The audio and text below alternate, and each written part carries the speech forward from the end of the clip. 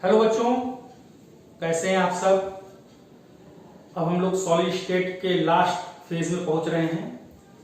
Solid state का बच्चों आज हम लोग बहुत इंपॉर्टेंट टॉपिक रेडियस रेशियो के बारे में पढ़ेंगे, जो बोर्ड के पॉइंट ऑफ व्यू से तो इंपॉर्टेंट है ही, बहुत से कंपटीशन में भी इससे क्वेश्चन पूछे जाते हैं। रेडियस रेशियो के बारे में आप थोड़ा सा समझें पहले। इसके द्वारा हम आयनिक कंपाउंड की स्टेबिलिटी को देखते हैं। रेडियस रेशियो आयनिक कंपाउंड के लिए ही केवल होता है। रेडियस रेशियो जो रूल है वो किसके लिए होता है? आयनिक कंपाउंड के लिए। रेडियस रेशियो होता क्या है? रेडियस रेशियो जो होता है radius of cation by radius of anion. कोई भी आयनिक कंपाउंड कैटायन और एनायन से मिलकर बना होता है, तो जो उसका लैटिस होगा आयनिक कंपाउंड का, उसमें कैटायन होंगे और एनायन होंगे। अब सवाल यह है कि कौन लैटिस का फॉर्मेशन करेगा? क्लियर? कैटायन करेगा कि एनायन करेगा? तो एक बात आप दिमाग में रखें, जो साइज में बड़ा होगा, आपको पता है कैटायन और एनायन में साइज किसकी बड़ी होती है? जनरली एनायन की साइज जो होती है वो कैटायन से क्या होती है? बड़ी होती है। तो जो आयनिक कंपाउंड का जो एनायन होंगे वो लैटिस का फॉर्मेशन करेंगे, और कैटायन जो होंगे वो वॉइड्स में पाए जाएंगे। टेट्राहेड्रल वॉइड्स में हो सकते हैं, ऑक्टाहेड्रल वॉइड्स में हो सकते हैं, जो हमने पिछले वीडियो में आपको वॉइड्स के बारे में बहुत डिटेल में समझाया है।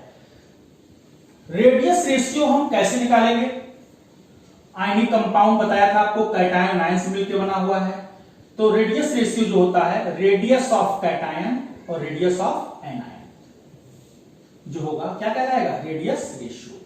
या इसको हम रेडियस ऑफ कैटायन को r पॉजिटिव से रिप्रेजेंट कर दें और रेडियस ऑफ एनायन को r माइनस से क्या कर दें? बोलिए, रिप्रेजेंट कर दें। तो रेडियस रेशियो हो गया r plus by r minus. अब इस रेडियस रेशियो के बारे में कुछ इंपॉर्टेंट पॉइंट्स हैं जिनको आप जानें। देखिए, पहला पॉइंट अभी मैंने बताया था, रेडियस रेशियो रूल किस पर लगता है? Only for ionic compound. तो फर्स्ट पॉइंट देखिए, it is used only for ionic compounds like NaCl, KCl, ZnCl2 etc। अब सेकेंड पॉइंट देखिए क्या बता रहा है, if R plus radius of cation जितना ज्यादा होगा। अब देखिए ध्यान से, radius of cation R plus जो होगा जितना ज्यादा होगा, मतलब कैटायन का रेडियस जितना ज्यादा होगा, रेडियस रेशियो भी उतना अधिक होगा। Clear? Radius ratio radius cation के क्या है? डायरेक्टली प्रोपोर्शनल है। तो मतलब कैटायन का रेडियस अगर अधिक होगा तो उस आयनिक कंपाउंड का जो रेडियस रेशियो होगा वो भी क्या होगा? अधिक होगा। क्लियर? अब रेडियस रेशियो अगर क्लियर होगा, रेडियस रेशियो अगर अधिक होगा, इसका मतलब ऐसे भी कह सकते हो, इसका मतलब निश्चित तौर पर उस आयनिक कंपाउंड में कैटायन का रेडियस क्या होगा? अधिक होगा, तो रेडियस रेशियो अधिक होगा। थर्ड पॉइंट, अब इस रेडियस रेशियो अगर मान लो हमारा अधिक है, तो इससे आप उस आयनिक कंपाउंड के बारे में क्या जानेंगे? जितना ज्यादा रेडियस रेशियो होगा उस आयनिक कंपाउंड की स्टेबिलिटी भी उतनी क्या होगी? ज्यादा होगी। कैसे? देखिए, if radius ratio is high then stability of ionic compound या stability of crystal lattice will be high. Fourth point देखिए, if R plus radius of cation जितना ज्यादा होगा, जितना अधिक होगा, अभी हमने बताया रेडियस रेशियो उतना अधिक होगा, और रेडियस रेशियो जितना अधिक होगा तो कोऑर्डिनेशन नंबर भी उतना अधिक होगा। कैसे भाई? जितना बेटा कैटायन का साइज बड़ा होगा उतने ही वो एनायन अधिक एनायन से सराउंडेड होगा, और जितना कैटायन का साइज छोटा होगा उसके चारों तरफ जो एनायंस होंगे उतने ही कम नंबर्स में होंगे, और जितना ज्यादा सराउंडेड होगा कैटायन जो है, जितना ज्यादा एनायन से सराउंडेड होगा, कोऑर्डिनेशन नंबर भी उतना क्या होगा? अधिक होगा। और जब कोऑर्डिनेशन नंबर अधिक होगा इसका मतलब उस आयनिक कंपाउंड की स्टेबिलिटी भी क्या होगी? ज्यादा होगी। मतलब R प्लस अगर ग्रेटर है तो रेडियस रेशियो ग्रेटर है, और रेडियस रेशियो ग्रेटर अगर है तो निश्चित तौर पर कोऑर्डिनेशन नंबर भी क्या होगा? ज्यादा होगा। अब देखिए, जैसे हमने आपको बस कुछ दिखाने की कोशिश की, ये छोटा सा कैटायन है, इसको देखिए ध्यान से, इस कैटायन को कितने एनायंस सराउंड किए हुए हैं, 3, 1 2 3, यहाँ कोऑर्डिनेशन नंबर 3 हो जाएगा। यहाँ पर देखिए ये कैटायन का साइज हमने बड़ा ले लिया, क्लियर, ये एनायन है, एनायन और ये क्या है कैटायन। इस बड़े कैटायन को लोगे तो जितने उस एनायंस देखिए 1 2 3 4, यहाँ पर 4 एनायंस से सराउंडेड कैटायन से, यहाँ पर 3 एनायंस, क्लियर। तो जितना ज्यादा साइज होगा कैटायन का, क्लियर, जितना बड़ा हमारा कैटायन होगा उस कैटायन को उतने ही अधिक एनायंस क्या करेंगे, सराउंड किए होंगे, क्लियर, जिससे कोऑर्डिनेशन नंबर भी क्या होगा, ज्यादा होगा, अर्थात उस आयनिक कंपाउंड की स्टेबिलिटी भी क्या होगी, अधिक होगी। चलिए अभी तो मैंने आपको बताया था एनायंस जो होते हैं वो जनरली लैटिस का फॉर्मेशन करते हैं, पैकिंग करते हैं, और कैटायन जो होते हैं वो हमेशा उसके वॉइड्स में रहते हैं, क्लियर। जो हमारा वॉइड्स बनेगा उस पैकिंग के दौरान जो हमको वॉइड्स मिलेंगे उसमें जो होंगे क्या होंगे, कैटायंस होंगे, क्लियर। अब हम कुछ नोट में आपको कुछ बातें बता रहे हैं, इसको ध्यान से समझें कि स्टेबिलिटी ऑफ आयनिक कंपाउंड्स किन किन फैक्ट्स पर डिपेंड करती है। वैसे तो मैंने बहुत चीजें बताई दी आपको, फिर भी एक बार ध्यान से देखें। Stability of ionic compounds depends on, पहली बात मैंने बताया क्या आपको कि कैटायन और एनायन जो होंगे, मतलब कैटायन से जितने ज्यादा एनायन या एनायन से जितने ज्यादा कैटायन सराउंडेड होंगे, कोऑर्डिनेशन नंबर ज्यादा होगा, कोऑर्डिनेशन नंबर अधिक होगा, क्लियर, तो निश्चित तौर पर स्टेबिलिटी भी आयनिक कंपाउंड की क्या होगी, अधिक होगी। तो चलिए एक एक करके सभी पॉइंट्स को मैं रिवाइज करा देता हूं। Cation and anions assume to be spherical in shape and must be touching each other. एक बात और आपको ध्यान में रखना है, कैटायन और एनायन एक दूसरे को टच करना चाहिए। स्टेबल आयनिक कंपाउंड तभी ज्यादा स्टेबल होगा जब कैटायन और एनायन, कैटायन तो जनरली वॉइड्स में रहते हैं, एनायन जो है लैटिस का फॉर्मेशन करते हैं, ये एक दूसरे को क्या करते हैं, टच करते हैं, तभी उस आयनिक कंपाउंड की स्टेबिलिटी क्या होगी, ज्यादा होगी, clear. Anions generally do not touch to another anion, cation ion touch करेंगे, लेकिन एनायंस जो होते हैं अगर एक दूसरे को टच न करें तो वहां पर आयनिक कंपाउंड की स्टेबिलिटी क्या होगी, मैक्सिमम होगी, बहुत अधिक होगी, क्लियर। तो एनायंस जो होते हैं जनरली एक दूसरे को टच नहीं करते हैं, उनमें रिपल्सन हो जाता है। For stability of ionic compound each cation must be surrounded by maximum number of anions. अभी मैंने आपको बताया था आयनिक कंपाउंड की स्टेबिलिटी के लिए क्या है, कैटायन जो होगा जितना अधिक से अधिक एनायन से सराउंडेड होगा आयनिक कंपाउंड की स्टेबिलिटी उतनी ज्यादा होगी, या इसी को आप उल्टा भी बोल सकते हैं, क्या, एनायन जो होगा जितना ज्यादा कैटायन से सराउंडेड होगा स्टेबिलिटी भी उस आयनिक कंपाउंड की उतनी ज्यादा होगी। ऐसा होने से क्या होता है, पोटेंशियल एनर्जी जो होती है वो क्या हो जाती है, रिड्यूस हो जाती है, जिससे स्टेबिलिटी आयनिक कंपाउंड की बढ़ जाती है। और देखिए फोर्थ पॉइंट को ध्यान से देखें, कैटायन का रेडियस अगर कम हो गया, छोटा हो गया, कैटायन देखिए साइज रेडियस छोटा हो गया, तो निश्चित तौर पर इससे के चारों तरफ जो एनायंस होंगे उनकी संख्या क्या हो जाएगी, कम हो जाएगी, कोऑर्डिनेशन नंबर कम हो जाएगा, स्टेबिलिटी क्या हो जाएगी, घट जाएगी। तो इफ रेडियस ऑफ कैटायन क्या है, कम हो जाएगा, क्लियर, तो रेडियस रेशियो घट जाएगा, रेडियस रेशियो घट जाएगा अर्थात कोऑर्डिनेशन नंबर घटेगा, कोऑर्डिनेशन नंबर घटेगा मतलब स्टेबिलिटी भी आयनिक कंपाउंड की क्या हो जाएगी, डिक्रीज कर जाएगी। देखिए हमने आपको कुछ दिखाने का प्रयास किया है, ये कैटायन छोटा है, इसको केवल 2 ही एनायन सराउंड किए हैं, क्लियर। निश्चित तौर पर कैटायन का अगर रेडियस छोटा होगा तो इसका रेडियस रेशियो जो है कैटायन आयन का जो है जो रेशियो आएगा रेडियस का, जिसको हम लोग रेडियस रेशियो बोलते हैं, वो कम होगा, स्टेबिलिटी भी, कोऑर्डिनेशन नंबर भी कम होगा, स्टेबिलिटी भी आयनिक कंपाउंड की क्या होगी, कम होगी। एक इसको देखिए ध्यान से, ये कैटायन है या एनायन है, क्लियर। यहाँ पर कैटायन का साइज देखिए हमने बढ़ा लिया, तो इस कैटायन के चारों तरफ बोलिए इसको सराउंड करने वाले एनायंस कितने, 1 2 3, और एक दूसरे को देखिए कैटायन और एनायन एक दूसरे को टच कर रहे हैं, तो निश्चित तौर पर स्टेबिलिटी क्या होगी, जिसके कंपेरिजन में स्टेबिलिटी आयनिक कंपाउंड क्या होगी, ज्यादा होगी। और चूंकि इस कैटायन को कितने एनायंस सराउंड किए हुए हैं, कितने एनायंस इसको घेरे हुए हैं कैटायन को, 3, तो कोऑर्डिनेशन नंबर क्या होगा, 3, क्लियर। एक इस फिफ्थ फिगर को ध्यान से आप देखें, इसमें मैं आपको कुछ बताना चाह रहा हूं। यहां पर देखिए जो कैटायन है इसको 3 एनायन जो है, इसको सराउंड किए हुए हैं, लेकिन कैटायन का साइज इतना छोटा है कि देखिए इसके वॉइड्स को पूरी तरह से कवर नहीं किया है। यहां पर आप ध्यान से देखें, कैटायन एनायन एक दूसरे को टच नहीं कर रहे हैं, तो इसकी इस तरह के कॉन्फ़िगरेशन की स्टेबिलिटी बहुत कम होगी, अर्थात ये क्या है, अनस्टेबल है। यहां पर जो आयनिक कंपाउंड है वो अनस्टेबल है। इसमें देखिए थोड़ा सा कैटायन का साइज बड़ा हो गया, निश्चित तौर पर कैटायन का साइज अगर बड़ा हो गया तो ये देखिए कैटायन आयन एक दूसरे को टच कर रहे हैं, ठीक है, स्टेबिलिटी इसके कंपैरिजन में तो इसकी अधिक होगी, लेकिन यहां पर देखिए एनायन एनायन टच कर रहे हैं, तो यहां पर जो कॉन्फ़िगरेशन है वो क्रिटिकल कॉन्फ़िगरेशन है। इस लास्ट को देखिए, यहां पर कैटायन बढ़ा लिया हमने, यहां पर देखिए कैटायन एनायन एक दूसरे को टच कर रहे हैं, लेकिन एनायन एनायन जो होंगे वो एक दूसरे को टच नहीं कर रहे हैं, तो निश्चित तौर पर यहां पर जो स्टेबिलिटी होगी, इस कॉन्फ़िगरेशन की जो स्टेबिलिटी होगी वो सबसे मैक्सिमम होगी। क्लियर, ये वाला जो कॉन्फ़िगरेशन होगा स्टेबल होगा, ये क्रिटिकल है, और ये क्या है, अनस्टेबल है। क्लियर बेटा। अब हम आपको बच्चों अब एक चार्ट के द्वारा रेडियस रेशियो रूल आपको हम बताते हैं। तो बच्चों आइए हम लोग रेडियस रेशियो रूल टेबल देखते हैं। Range of radius ratio, cation anion का जो है रेडियस रेशियो की रेंज कहां से कहां तक है, कोऑर्डिनेशन नंबर, स्ट्रक्चरल अरेंजमेंट जिसको हम लोग कॉन्फ़िगरेशन भी कहेंगे, और किस तरह का स्ट्रक्चर है, स्ट्रक्चर टाइप, और उनके कुछ एग्जांपल्स। अगर हमारा कैटायन और एनायन का रेडियस रेशियो, आयनिक कंपाउंड में जो कैटायंस और एनायंस हैं, अगर इनका रेडियस रेशियो 0 से 0.155 के बीच लाई करता है तो वहां कोऑर्डिनेशन नंबर क्या हो जाएगा, 2।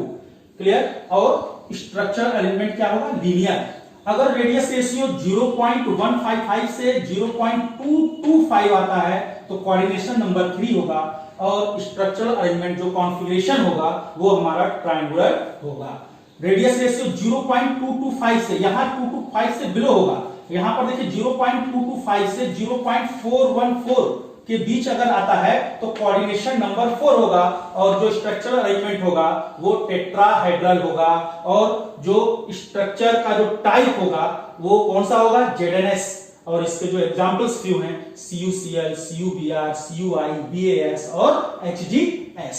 जैसे आपको कैटायन का रेडियस दिया है और एनायन का रेडियस दिया है, आपने रेडियस रेशियो निकाल लिया। अगर वो रेडियस आपसे पूछेगा कोऑर्डिनेशन नंबर कितना होगा इस आयनिक कंपाउंड में, कैटायन का या एनायन का, स्ट्रक्चरल अरेंजमेंट कैसा होगा, स्ट्रक्चर का टाइप कैसा होगा, तो हमने कहा अगर आपका जो रेडियस रेशियो आया कैटायन और एनायन का, इसके और इसके बीच में लाई कर रहा है, इतने से इतने के बीच में लाई कर रहा है, तो आप समझ जाइए कोऑर्डिनेशन नंबर 4 होगा, और जो स्ट्रक्चर का टाइप होगा वो ZnS होगा। इन सभी आयनिक कंपाउंड के लिए आप ये भी कंपाउंड, जितने भी कंपाउंड से कैटायन और एनायन से मिलकर बने हुए हैं, इनके लिए आप रेडियस रेशियो निकालेंगे तो वो रेडियस रेशियो इनके बीच में लाई करेगा। क्लियर। अब 0.414 से अगर 0.732 है, कोऑर्डिनेशन नंबर 6 होगा, और स्ट्रक्चरल अरेंजमेंट ऑक्टाहेड्रल होगा, और स्ट्रक्चर का टाइप NaCl होगा। और इसके जो फ्यू एग्जांपल्स हम देखें, NaBr, KBr, MgO, MnO, CaO, calcium sulphide CaS, और 0.732 से 1 के बीच में अगर लाई कर रहा है रेडियस रेशियो, कोऑर्डिनेशन नंबर 1 होगा, और स्ट्रक्चर एलिमेंट क्यूबिक होगा या बॉडी सेंटर, और स्ट्रक्चर का टाइप कौन सा फॉलो करेगा, सीजियम क्लोराइड टाइप का स्ट्रक्चर होगा, और caesium bromide, caesium iodide, titanium chloride and titanium bromide इसके एग्जांपल्स हो गए। क्लियर। आपको हम रेडियस रेशियो निकाल के दिखा देते हैं, जनरली आपको ये निकालना नहीं है, आपको ये रेंज याद करना है, इसको निकालने की जरूरत नहीं है आपको, हम आपको एक निकाल के दिखा देते हैं। Radius ratio for triangular coordination, triangular coordination के लिए कोऑर्डिनेशन नंबर 3 होता है, अर्थात जो 3 एनायंस होंगे और एक कैटायन को क्या करेंगे, चारों तरफ से क्या करेंगे, घेरे होंगे। 3 anions touch one another as well as central cation. Clear. इस तरह का देखिए जो इनका स्ट्रक्चर होगा, इस तरह से ये 3 कैटायन हो गए, और बीच में कैटायन होगा, जो वाइड है वहां पर कैटायन है। क्लियर।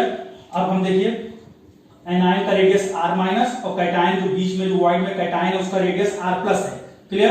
तो हम क्या करते हैं, ये यहां से सेंटर से जो है ये परपेंडिकुलर ड्रॉ करते हैं, और यहां से इस लाइन को हम क्या करते हैं, मिला देते हैं, तो पूरा एंगल 60 था, तो ये एंगल कितना हो जाएगा बेटा, 30 डिग्री। अब इतने पार्ट को हम अलग से ड्रॉ कर लेते हैं, इतने पार्ट को देखिए हम अलग से ये ड्रॉ कर, ये एंगल 30 हो गया, ये इसको नहीं कर दिया, ए बी सी, यहाँ हमने परपेंडिकुलर देखिए सेंटर से डाला, ये कैटायन के सेंटर से यहाँ से हमने परपेंडिकुलर डाल दिया। अगर ये रेडियस जो एनायन का रेडियस r माइनस है तो ये वाला जो होगा रेडियस क्या होगा, ये r माइनस, और कैटायन का रेडियस r प्लस, तो r minus plus r plus हो जाएगा, एंगल 30 है।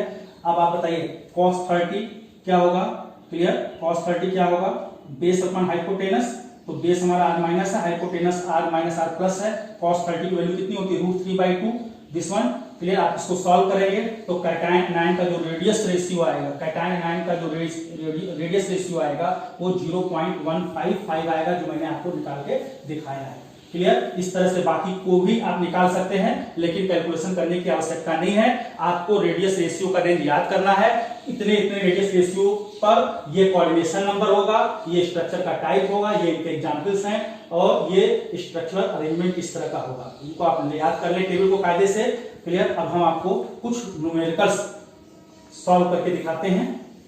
बच्चों आइए हम लोग कुछ न्यूमेरिकल्स देखें। फर्स्ट न्यूमेरिकल, इसको ध्यान से देखिए, if a compound AX the radius of A plus is 95 picometer and X minus 185 picometer, predict the crystal structure of AX and coordination number of each ion. कोई आयनिक कंपाउंड AX है जो A plus और X minus से मिलकर बना हुआ है, आपको उस आयनिक कंपाउंड का क्रिस्टल स्ट्रक्चर और कोऑर्डिनेशन नंबर, प्रत्येक आयन का आपको कोऑर्डिनेशन नंबर बताना है। तो आप सबसे पहले रेडियस रेशियो निकालेंगे, सबसे पहले आप रेडियस रेशियो निकालेंगे। रेडियस रेशियो क्या होता है भाई, कैटायन का रेडियस और एनायन का जो रेडियस है, क्लियर, इसका जो रेशियो होगा that is called radius ratio.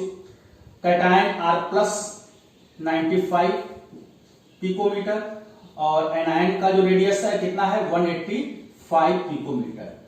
आप इसको जो है सॉल्व कर लें, कितना आ रहा है भाई 0.524, क्लियर। अब 0.524 जो रेडियस रेशियो आपको मिला, आप टेबल में देख के बताइए कि ये किस रेंज में आ रहा है।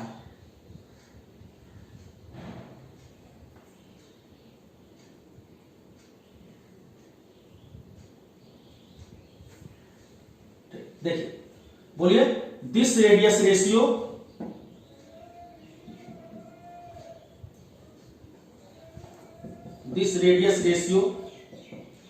लाइज इन रेंज ऑफ, आपने देख के बताइए, रेंज ऑफ, कौन से रेंज में लाई कर रहा है भाई 0.414 to 0.732, इस रेंज में लाई कर रहा है।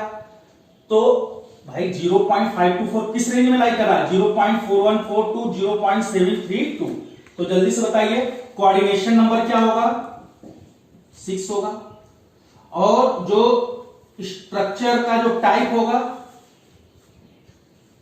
जो कंपाउंड का जो स्ट्रक्चर होगा वो किस टाइप का होगा, जो स्ट्रक्चर टाइप होगा वो कौन सा होगा, NaCl। चलिए अब नेक्स्ट क्वेश्चन देखा जाए। If the radius of Br minus is 0.182 nanometer, how large can a cation fit in each of tetrahedral voids. आपको एनायन का रेडियस दिया है 0.182 नैनोमीटर, आपको यह बताना है कि कैटायन का क्या रेडियस होगा जो टेट्राहेड्रल वॉइड में फिट हो सकता है। किस रेडियस का कैटायन टेट्राहेड्रल वॉइड में फिट हो सकता है, जबकि आपको एनायन का रेडियस दिया हुआ है। तो टेट्राहेड्रल वॉइड के लिए आप रेडियस रेशियो बताइए, एक हमने टेबल ड्रॉ की थी। तो for tetrahedral void radius ratio range जो है, रेडियस रेशियो की जो रेंज होती है वो कितनी रेंज होती है बताइए, 0.225 से 0.414 ये रेंज होती है। टेट्राहेड्रल वाइट में इस रेंज के रेडियस के कैटायन फिट बैठ सकते हैं। तो आप सबसे पहले क्या करें, रेडियस रेशियो का जो फार्मूला है, क्या फार्मूला होता है, radius ratio equal to radius of cation upon radius of anion. अब जो मैक्सिमम रेंज है वो कितनी है, 0.414।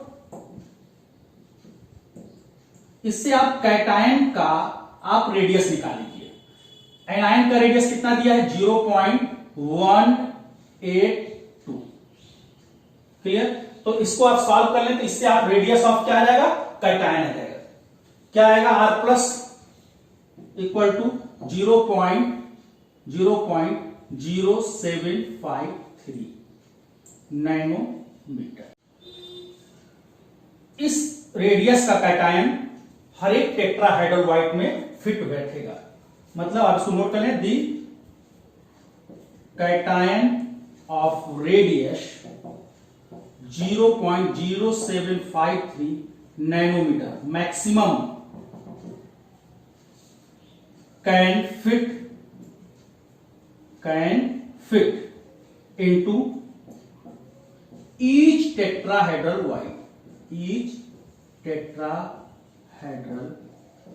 whites।